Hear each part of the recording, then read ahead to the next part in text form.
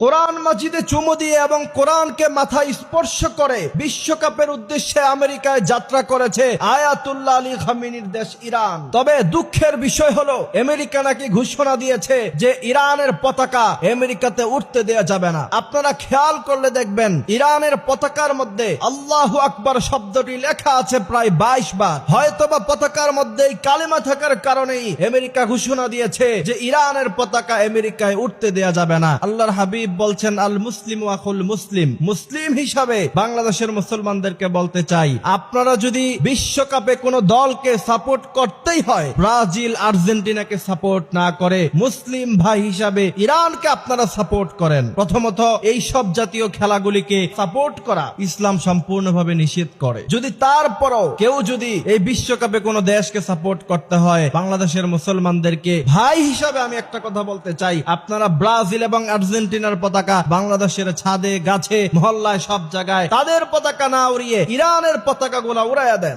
আর এটা প্রমাণ করে দেন যে আমেরিকার মাটিতে এই পতাকার জায়গা না হয়েছে তো কি হয়েছে, বাংলাদেশের মানুষের হৃদয়ে ইরানের পতাকার জায়গা হবে। এটা বুঝিয়ে দিতে হবে। আল্লাহ সুবহানাহু ওয়া তাআলা বলছেন ইন্নামাল মুমিনুনা ইখওয়া, যারা ঈমান এনেছে, যারা বলে আমানতু বিল্লাহ, এতটুকু কথা যারা বিশ্বাস করে, মুহাম্মদ সাল্লাল্লাহু আলাইহি সাল্লামকে যারা নবী হিসাবে মানে, তারা হচ্ছে মুমিন। আর গোটা পৃথিবীর সমস্ত মুমিনেরা হচ্ছে ভাই ভাই। কাশ্মীর, মিয়ানমার, পৃথিবীর যেই কোনো প্রান্তেই থাকুক, মুসলমান হিসাবে তারা আমাদের ভাই। এজন্য ইরানের মুসলমানরা হচ্ছে আমাদের ভাই। আর আল্লাহর হাবিব সাল্লাল্লাহু আলাইহি ওয়াসাল্লাম বলছেন, মুসলমান তোমরা এমন এক হৃদয়ের মতো থাকবা, এক শরীরের মতো থাকবা। তোমার শরীরের একটা অঙ্গ প্রত্যঙ্গ কেটে গেলে যেমন গোটা শরীর ব্যথায় ব্যথিত হয়ে যায়, পৃথিবীর কোন জায়গায় কোন ভূখণ্ডে একজন মুসলমান কষ্ট পেলে তোমার হৃদয়ে কষ্ট পেতে হবে। তাহলে বুঝতে হবে তুমি মুসলমান।